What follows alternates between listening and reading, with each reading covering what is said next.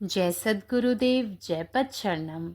मेरे सद्गुरु की वाणी परम संत महात्मा यशपाल जी महाराज का प्रवृत्ति में निवृत्ति गृहस्थ धर्म के लिए श्रीमद् भगवद गीता का गीता सुधा भाष्य अध्याय 2 श्लोक 59।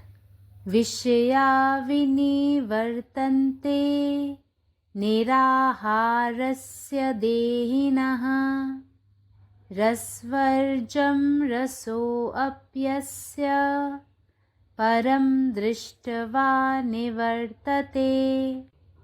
इंद्रियों के द्वारा विषयों को ग्रहण न करने वाले पुरुष के भी केवल विषय तो निवृत्त हो जाते हैं, परंतु उनमें रहने वाली आसक्ति निवृत्त नहीं होती। भौतिक सुखों की कामना वाला मनुष्य अणिमादि सिद्धियों की प्राप्ति के लिए या अन्य किसी प्रकार के विषय सुख की प्राप्ति के लिए ध्यान काल में या समाधि अवस्था में 10 इंद्रियों के विषयों का ऊपर से भी त्याग कर देता है और मन से भी उसका चिंतन नहीं करता, तो भी उन भोगों में उसकी आसक्ति बनी रहती है। आसक्ति का नाश नहीं होता। आसक्ति दूर होती है परमात्मा की भक्ति से। भक्ति भी कैसी? विरह की आग में निरंतर हृदय बर्फ की तरह पिघलता रहे, हर समय ध्यान प्रियतम के चरणों में लगा रहे, चलते फिरते, खाते पीते, सोते जागते, संसार का हर व्यवहार करते परमात्मा का हुजूर व आगाही निरंतर बनी रहे। साधारण मनुष्यों को मोहवश इंद्रियों के भोगों में सुख की प्राप्ति हो रही है, इसी कारण उनकी उन भोगों में आसक्ति है। पर उनमें जो कुछ सुख प्रतीत हो रहा है वह भी आत्मा के आनंद के किसी अंश का आभास मात्र ही है। जैसे अंधेरी रात में चमकने वाले तारों में प्रकाश की प्रतीति होती है, लेकिन वह प्रकाश सूर्य के प्रकाश का आभास है और सूर्य के उदय हो जाने पर उनका प्रकाश लुप्त हो जाता है। उसी प्रकार सांसारिक पदार्थों में प्रतीत होने वाला सुख आत्मानंद की प्राप्ति के बाद फीका पड़ जाता है और उनमें साधक की किंचित मात्र भी आसक्ति नहीं रह जाती। परमानंद स्वरूप परमात्मा के प्राप्त होने पर इतनी तल्लीनता, मुग्धता और तन्मयता होती है कि अपना सारा आपा ही मिट जाता है। फिर किसी दूसरी वस्तु का चिंतन कौन करे? By practicing severe austerities, by abandoning the sensual objects, the sense objects may temporarily seem to turn away from the sadhak. However, the deep taste or longing for these sense objects will still remain dormant for the time being. Here Lord Krishna assures Arjuna, the seeker, that all these mental impressions of sensuous life lived in the past by the ego from the beginning of his life to date will be totally erased or at least made ineffective as roasted seeds which cannot sprout any further. When the seeker, sadhak, transcends the ego and comes to experience the self. Om. जय गुरुदेव, जय पतिशरणम। अध्याय 2 श्लोक 59। ज्या व्यक्तीने इंद्रियाद्वारे वस्तूंचे आकलन केलेले नाही त्याच्यासाठी फक्त वस्तूच निघून जातात, परंतु त्यामधील आसक्ती जात नाही। भौतिक सुखांची इच्छा असलेला आणि माझी सिद्धींच्या प्राप्तीसाठी किंवा इतर कोणत्याही प्रकारच्या इंद्रिय सुखांच्या प्राप्तीसाठी ध्यान करताना किंवा समाधी अवस्थेत 10 इंद्रियांच्या वस्तूचा त्याग करतो आणि मनानेही त्याचा विचार करत नाही, तरीही त्या सुखावरील त्याची आसक्ती कायमच राहते, आसक्ती नष्ट होत नाही। देवाच्या भक्तीमुळेच ती आसक्ती दूर होते। ही कोणत्या प्रकारची भक्ती आहे? तुमचे हृदय वियोगाच्या अग्नीत बर्फासारखे सतत वितळत राहते. तुमच्या प्रियजनांच्या पायावर नेहमी लक्ष केंद्रित करा. चालताना, खाताना, पिताना, झोपताना, जागे होताना, जगाशी संबंधित प्रत्येक कृती करताना ईश्वराची, इष्टदेवाची आणि देवाची उपस्थिती आणि जाणीव सतत राहिली पाहिजे.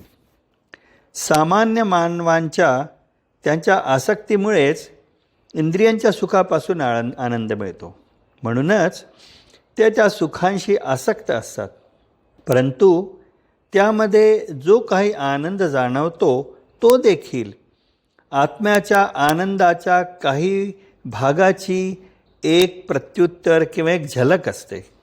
ज्याप्रमाणे अंधारात चमकणाऱ्या ताऱ्यांमध्ये प्रकाश जाणवतो, परंतु तो प्रकाश सूर्यप्रकाशाचीच झलक असते आणि सूर्य उगवल्यावर त्यांचा प्रकाश नाहीसा होतो. त्याचप्रमाणे सांसारिक गोष्टींमध्ये जाणवणारा आनंद हा आत्म आनंद प्राप्त झाल्यानंतर कमी होतो आणि साधकाला त्याच्याबद्दल थोडीही आसक्ती राहत नाही. परम आनंदाचे स्वरूप असलेला ईश्वर प्राप्त झाल्यानंतर इतकी तल्लीनता, मोह आणि लीनता असते की मनुष्य आपले सर्व इंद्रिय गमावून बसतो. मग इतर कुठल्या गोष्टीचा तो विचार करेल? जय गुरुदेव, जय पदशरणम. സദ്ഗുരുവിൻ്റെ സന്ദേശം. അധ്യായം 2, ശ്ലോകം 59. വിഷയ വിനിവർത്തതി നിരാഹാരസ്യ ദേഹിനഃ രസവർജം രസോപ്യസ പരം ദൃഷ്ടുവാ നിവർത്തതി. ഇന്ദ്രിയങ്ങൾ വഴി വസ്തുക്കളെ ഗ്രഹിക്കാത്ത ഒരാൾക്ക് പോലും വസ്തുക്കൾ മാത്രം ഇല്ലാതാകുന്നു, പക്ഷേ അവയിലുള്ള ആസക്തി ഇല്ലാതാകുന്നില്ല.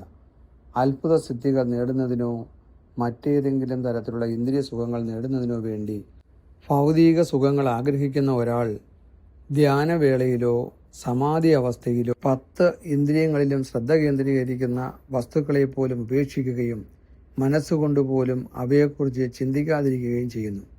എന്നിട്ടും ആ സുഖങ്ങളോടുള്ള അവൻ്റെ ആസക്തി നിലനിൽക്കും. ആസക്തി ഒരിക്കലും നശിക്കുന്നില്ല. ദൈവത്തോടുള്ള ഭക്തിയിലൂടെ ആസക്തി ഇല്ലാതാകുന്നു. ഇത് ഏതുതരം ഭക്തിയാണ്? വേർപിരിയലിൻ്റെ തീയിൽ നിങ്ങളുടെ ഹൃദയം നിരന്തരം മഞ്ഞുപോലെ ഉരുകട്ടെ. എപ്പോഴും നിങ്ങളുടെ ഇഷ്ടദേവൻ്റെ പാദങ്ങളിൽ ശ്രദ്ധ കേന്ദ്രീകരിക്കുക. നടക്കുമ്പോഴും ഇരിക്കുമ്പോഴും ഭക്ഷണം കഴിക്കുമ്പോഴും കുടിക്കുമ്പോഴും ഉറങ്ങുമ്പോഴും ഉണരുമ്പോഴും ലോകവുമായി ബന്ധപ്പെട്ട എല്ലാ പ്രവർത്തനങ്ങളിലും ദൈവത്തിൻ്റെ സാന്നിധ്യവും അവബോധവും സ്ഥിരമായിരിക്കണം. സാധാരണ മനുഷ്യർക്ക് ഇന്ദ്രിയ സുഖങ്ങളിൽ ആനന്ദം ലഭിക്കുന്നത് അവരുടെ ആസക്തി മൂലമാണ്. അതുകൊണ്ടാണ് അവർക്ക് ആ സുഖങ്ങളിൽ ആസക്തിയുള്ളത്. എന്നാൽ അവയിൽ കാണുന്ന സന്തോഷം ആത്മാവിൻ്റെ ആനന്ദത്തിൻ്റെ ഒരു ചെറിയ ഭാഗം മാത്രമാണ്. ഇരുണ്ട രാത്രിയിൽ പ്രകാശിക്കുന്ന നക്ഷത്രങ്ങളിൽ പ്രകാശം കാണുന്നത് പോലെ ആ വെളിച്ചം സൂര്യൻ്റെ പ്രകാശത്തിൻ്റെ ഒരു ചെറിയ ക്ഷണിക ദൃശ്യമാണ്. സൂര്യൻ ഉദിക്കുമ്പോൾ അവയുടെ പ്രകാശം അപ്രത്യക്ഷമാകുന്നു. അതുപോലെ ലൗകിക വസ്തുക്കളിൽ കാണപ്പെടുന്ന സന്തോഷം ആത്മാനന്ദം നേടിയതിനു ശേഷം മങ്ങുന്നു. അന്വേഷകന് അവയോട് ഒരു ചെറിയ ആസക്തി പോലും ഉണ്ടാകില്ല. പരമാനന്ദത്തിൻ്റെ രൂപമായ ഈശ്വരനെ പ്രാപിക്കുമ്പോൾ വളരെയധികം ആസക്തിയും ആകർഷണവും അലിഞ്ഞു ചേരലും ഉണ്ടാവുകയും ഒരുവൻ്റെ മുഴുവൻ വ്യക്തിത്വവും അപ്രത്യക്ഷമാവുകയും ചെയ്യുന്നു. അപ്പോൾ ആരാണ് മറ്റെന്തിനെക്കുറിച്ചെങ്കിലും ചിന്തിക്കുക? പരമാത്മാവ് നീ തന്നെ, നിന്റെ ഇഷ്ടം പൂർണ്ണമാകട്ടെ. ജയ് സദ്ഗുരുദേവ്, జై పదశరణం. నా సద్గురు సందేశం గీతాసుధ భగవద్ మహాత్మా శ్రీ యశ్వాజీ మహారాజ్ వారిచే ప్రతిపాదించబడిన ప్రవృత్తిలో నివృత్తి గృహస్థ మార్గంలో గీతా భాష్యము. అధ్యాయము 2, సాంఖ్యయోగము. శ్లోకము 59. విషయా వినివర్తంతే నిరాహారస్య దేహినః రసవర్జ్యం రసోప్యస్య పరం దృష్ట్వా నివర్తతే. ఇంద్రియాల ద్వారా విషయాలను గ్రహించని పురుషుడు కేవలము విషయాల నుండి నివృత్తులవుతాడు, కానీ అతల్లో ఉండే విషయాశక్తి నశించదు. భౌతిక సుఖాలను కోరే వ్యక్తి అణిమాది సిద్ధుల ప్రాప్తికే లేదా ఏ విధమైన ఇతర విషయ సుఖాలను పొందుటకే ధ్యానంలో లేదా సమాధి స్థితిలో దశేంద్రియాల విషయాలను బాహ్యంగానే ఛేదిస్తాడు.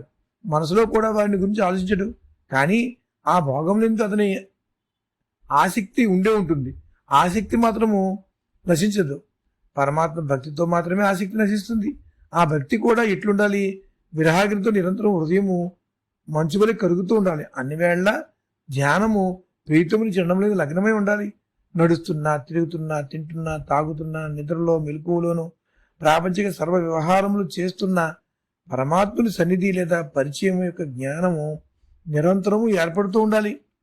సాధారణ మానవులకు మోహం చేత ఇంద్రియ భోగములతో సుఖప్రాప్తి కలుగుతున్నది. అందుచేతనే వారికి ఆ భోగం మీద ఆసక్తి ఉంటుంది. కానీ వారి యందు ఏ సుఖమైతే తెలియబడుతున్నదో అది కూడా ఆత్మానందపు ఒకానొక అంశ యొక్క ఛాయ మాత్రమే. చీకటి రాత్రి ప్రకాశించే తారలందు ప్రకాశం ఉన్నట్లు తెలుస్తూ ఉంటుంది. కానీ ఆ ప్రకాశము సూర్యప్రకాశం యొక్క ఛాయ మాత్రమే. అయితే సూర్యుడు ఉదయించాక ఆ ప్రకాశం లుప్తమైపోతుంది. అదేవిధంగా సంసారిక పదార్థములందు ఉన్నట్లుగా తెలియబడే సుఖము ఆనంద ప్రాప్తి తర్వాత వెలవెలబోతుంది. వాటి యందు సాధకునికి ఏమాత్రము ఆసక్తి మిగిలి ఉండదు. పరమానంద స్వరూపుడైన పరమాత్మ ప్రాప్తి లభించాక ఎంత తన్మీలత, ముగ్ధత, తన్మయత కలుగుతాయంటే తన అస్తిత్వం అంతా నశిస్తుంది. ఇక ఇతర వస్తువులను గూర్చి ఎవరు ఆలోచిస్తారు? పరమాత్మ నీవే ఉన్నావు, నీ ఇష్టమే నెరవేరాలి. జై సద్గురుదేవ్, జై ప్రసరణ. విషయా వినివర్తంతే నిరాహారస్య దేహినః रसवर्जम रसो अप्यस्य परम दृष्ट्वा निवर्तते। जे मनुष्य विषय वस्तु के अपन इंद्रिय सबसे नहीं ग्रहण करेते ओ विषय सत उबेर जातेज, मुदा आसक्ति समाप्त नहीं होतेज। जे मनुष्य भौतिक सुखक लालसा राखतेज, अनिमा व अन्य सिद्धि सभक प्राप्तिक कामना स व कोनो प्रकारक विषय सुख लेल ध्यान व समाधि काल में तो 10टा इंद्रिय सभक विषय सबके देह सत्याग दैतेज। आ मौन से सेहो ओय विषयक चिंतन नहीं करतेज, तखनो ओय भोग लेल आसक्ति ओकरा में बनल रहतेज। आसक्ति के नाश नहीं होतेज। आसक्ति केवल परमात्मा के भक्ति से समाप्त होतेज। आ भक्ति से हो कोनो साधारण नहीं। एहन भक्ति जाय में सदिखन ओकर हृदय भगवान के ध्यान में बर्फक टुकड़ी जकाँ घौमैत रहतेज। मोन सदिखन अपन प्रियतम के चरण में लागल रहतेज। चलैत फिरैत खाइत पीबैत सुतैत जागैत आ संसारक सबटा व्यवहार करैत काल हृदय में परमात्मा के ध्यान आ प्रेम बनल रहतेज। सामान्य मनुष्य मोहवश इंद्रिय भोग में सुखक अनुभव करतेज। एहि कारण ओहि भोग में ओकर मोन लागल रहतेज। मुदा जे सुख ओकरा प्रतीत होइतेज से वस्तुतः आत्मानंदक अंश मात्र आभास होइतेज। जेना अन्हार राति में चमकैत तारा देख कऽ प्रकाशक अनुभव होइतेज, मुदा से प्रकाश सूर्यक प्रकाशक आभास मात्र होइतेज।